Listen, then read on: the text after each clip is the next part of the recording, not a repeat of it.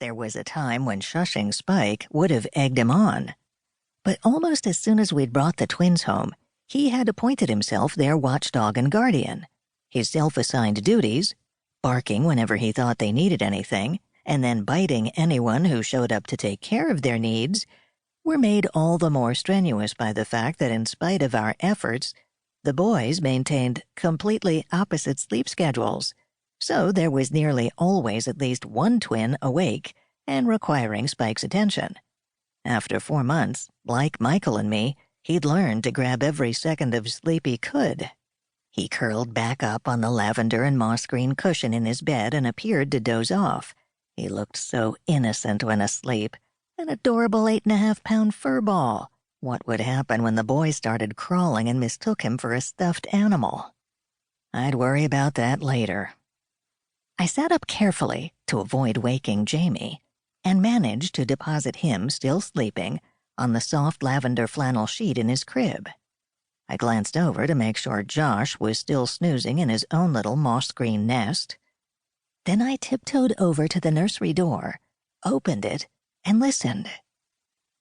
I could hear rustling sounds that weren't coming from the white noise machine.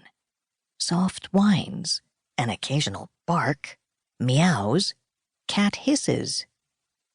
Probably only someone in the living room watching Animal Planet on the big screen TV and being inconsiderate about the volume.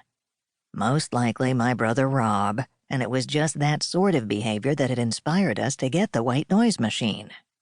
But white noise wouldn't keep the growing commotion downstairs from waking Michael, who had to work tomorrow, or 5-year-old Timmy, our newly acquired long-term house guest, who needed to be up early for kindergarten. Unless, of course, Timmy was downstairs with Rob, watching television on a school night again. Woof! Definitely a dog, and not Spike, and it sounded a little too immediate to be coming from the television. Had Rob, miffed that Spike had deserted him for the twins, acquired a new 4-legged friend? Or perhaps the local burglars were celebrating Bring Your Dog to Work Day? I turned the monitor back on, slipped out of the nursery, and closed the door behind me. Now that I didn't have the white noise machine to mask it, I could hear rather a lot of animal noises, a few barks and yelps, and an occasional howl that sounded more like a cat. Definitely not burglars, unless they'd stopped in mid-crime to watch Animal Planet. Time to go downstairs and see what was up. I didn't exactly tiptoe, but I moved as quietly as possible. If someone had smuggled in a contraband menagerie, I wanted to catch them red-handed. I stopped long enough to peek into the guest room that had become, for the time being, Timmy's room. He was fast asleep, with his stuffed black cat clutched under one chubby arm.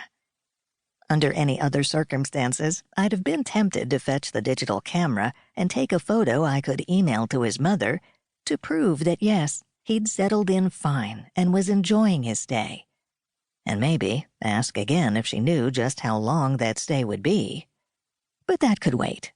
I shut his door to keep out the increasing din and crept downstairs to track the din to its source. No dogs festooning the tall oak staircase or lurking in the front hall. I even glanced up at the double-height ceiling, because my first martial arts teacher had railed about how most people never looked up and were thus remarkably easy to ambush from above. No dogs or cats perched on the exposed beams, and no bats or ninjas hanging from the chandelier. I stopped outside the wide archway to the living room, reached inside to flip on the light switch, and stepped into the room. "Oh my God!" I exclaimed. The room was entirely filled with animals. A dozen or so dogs, ranging in size from terriers to something not much smaller than a horse, were in the middle of the floor, lapping up water from several serving dishes from my best china set.